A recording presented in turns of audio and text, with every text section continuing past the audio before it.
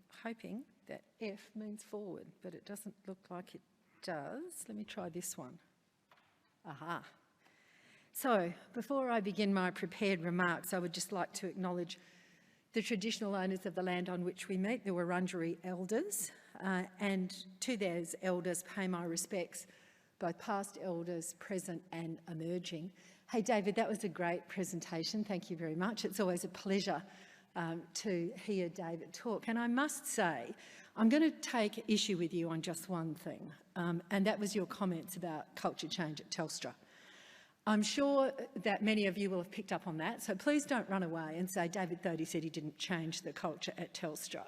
Because as someone who was a very big customer of Telstra, I can tell you actually did change the culture quite a lot.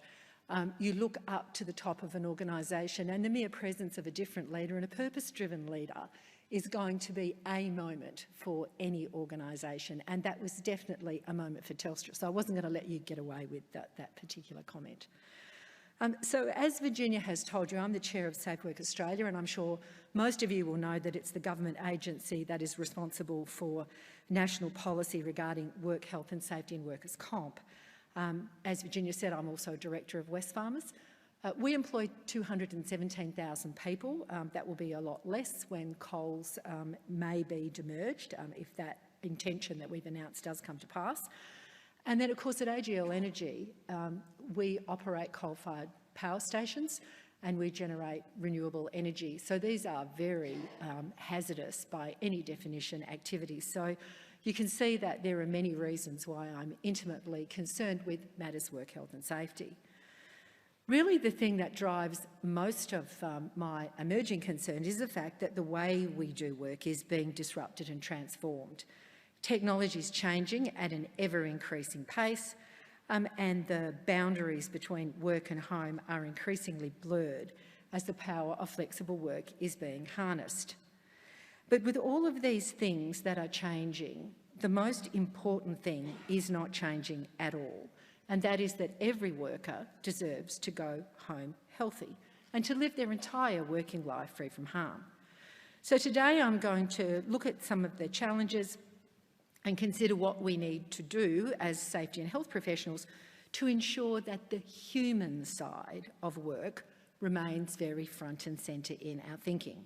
In particular, I want to talk about the principles of good work design. Good work design really needs to take up more of the focus of policymakers. Health and safety leaders and professionals well understand its primacy, but we do need the support of policymakers to address the challenges to worker health and safety as work transforms. So, CSIRO seems to be the theme of this morning.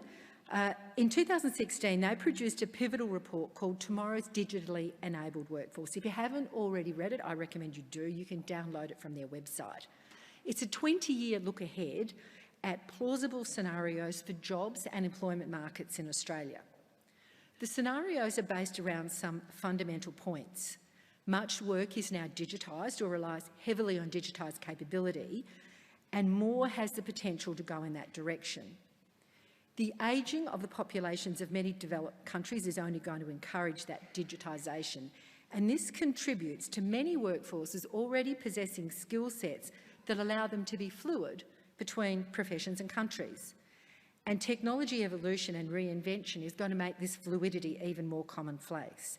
So our future work must therefore necessarily involve more human interaction with machines and technology. And this, without doubt, is going to bring new and unexpected challenges, but also, I think, opportunities for improving health and safety outcomes.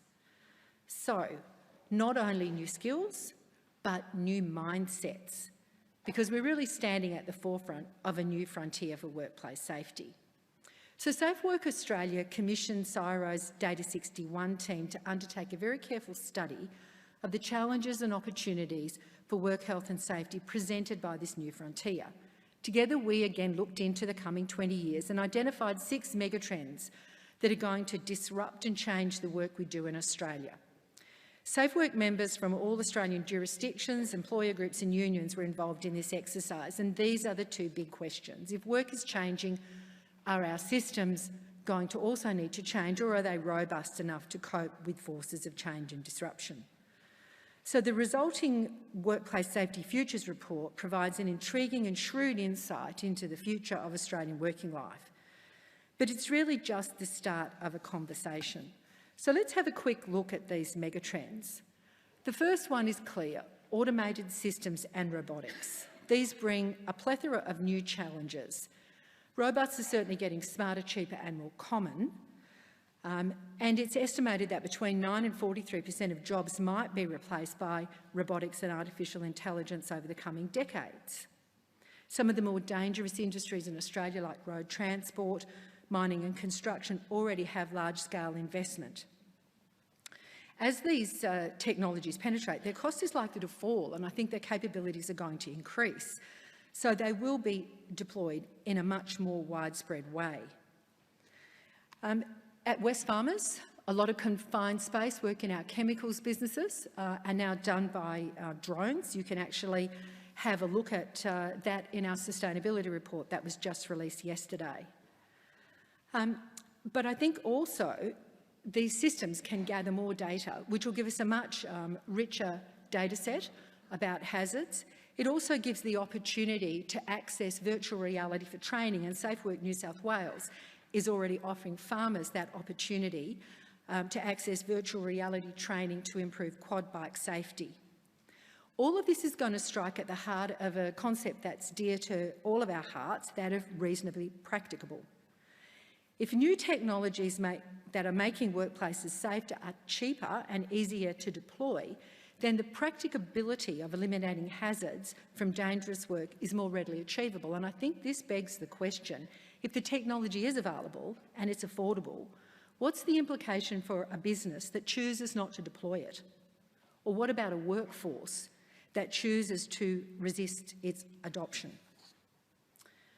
We all know that the model work health and safety laws already impose duties on designers, manufacturers, importers and suppliers of plant just as much as they do on the peekaboo, the person who's conducting the business undertaking. So this means there's a duty placed on people who design and program robots, automated systems and AI to design safety into them. This leads to the intriguing question, if a cobot, a robot that's interacting with a human, and we see a lot of them in the medical industry already, if it's connected to the internet and its safety is compromised, say by a hacker, where's the responsibility for that?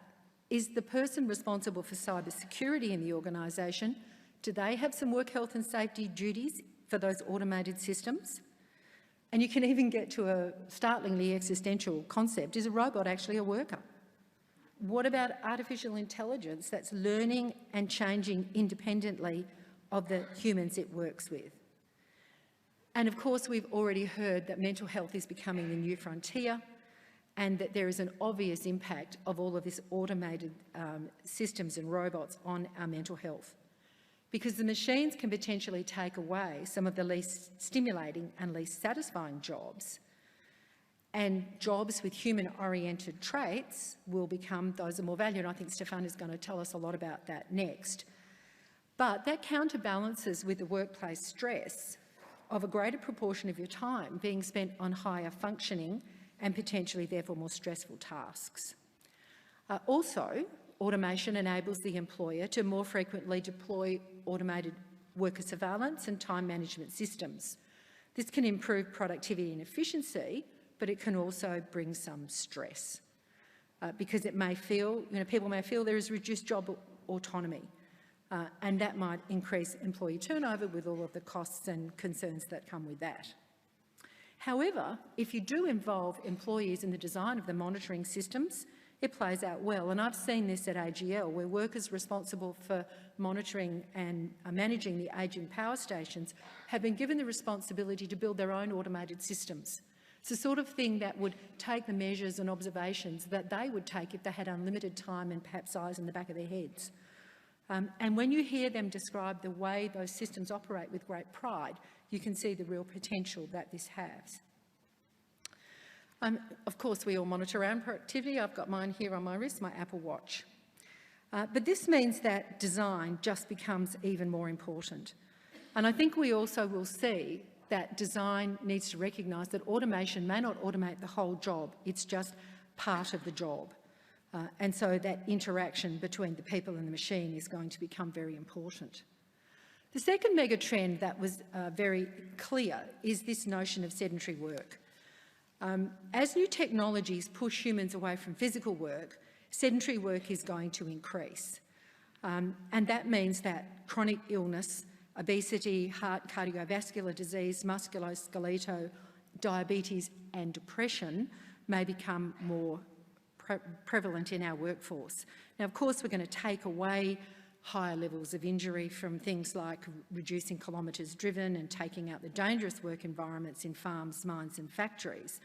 But really it's this sedentary occupation that is concerning us. Safe Work produced a report in 2016, Sedentary Work, Evidence on an Emergent Work Health and Safety Issue, which has some very good information there.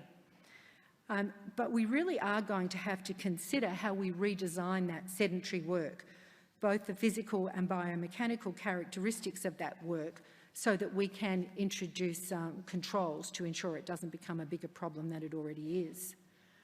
The third mega trend that we looked at is that in this digital world, internet connectivity, mobile communications and all the digital platforms mean that workers can coordinate effectively without being co-located. So there's an increasing acceptance of telework, and a lot of workers actually prefer it. We find older workers, people with family and carer duties, people in regional and remote locations, all would telework if it was available to them. It can also improve job satisfaction.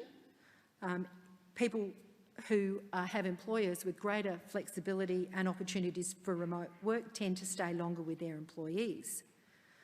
And those with some homework report higher job satisfaction. And I think it does help women, particularly mothers, to stay in the workforce. But it can also present a risk, and it's that mental health risk with a reduction in support and feedback. And a lot of people are reporting that their remote work, their telework at home, is being done to catch up on their workplace activity. So clearly some issues there. There's also the issue of limited visibility and control of the physical workplace.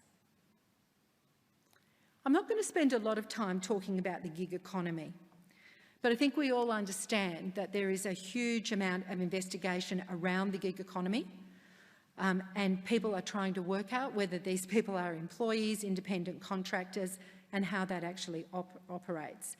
And our laws have yet to be tested, but I think that is something that will be coming to us very soon.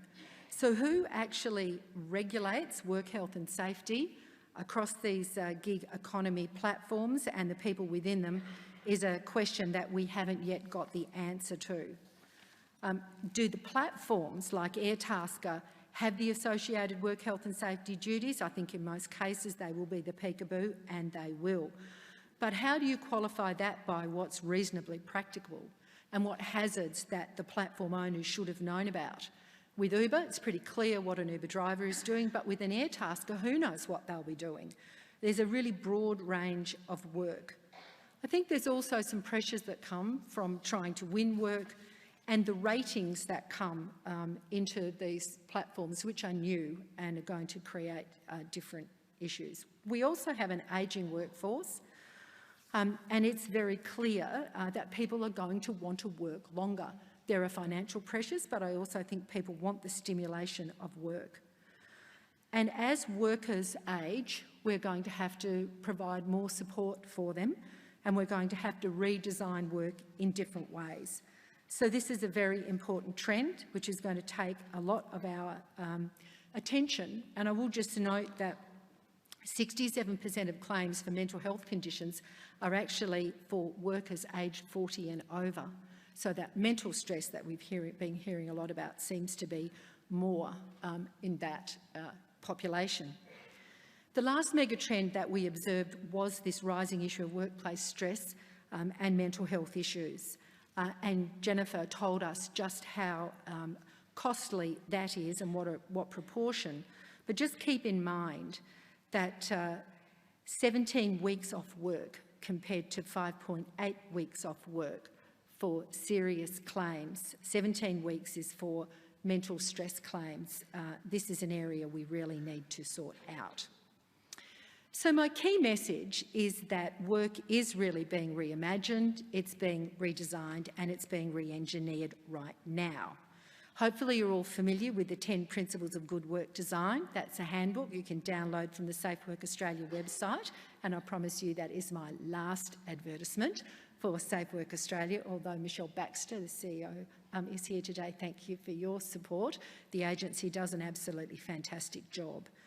What the agency wants you all to do is to understand the hierarchy of risk control and know the onus that it places on peekaboos to have measures that are close to the top of that hierarchy as far as reasonably practical. So eliminating hazards, substituting hazards with safer alternatives. These are the things that I think we all have to do to make sure that as these megatrends continue to show their face throughout Australian work, that we are not going to put our workers more in harm's way. So, well-designed work will enhance health and well-being, and we actually need to have it right now. I think we have a moment in time where all of this change is occurring while we have so many people focused on what these changes are like, to make sure that work design to yield good safety outcomes and hazard reduction can be part of the purpose, and I think a very important purpose. I will look forward to questions during the panel. Thank you.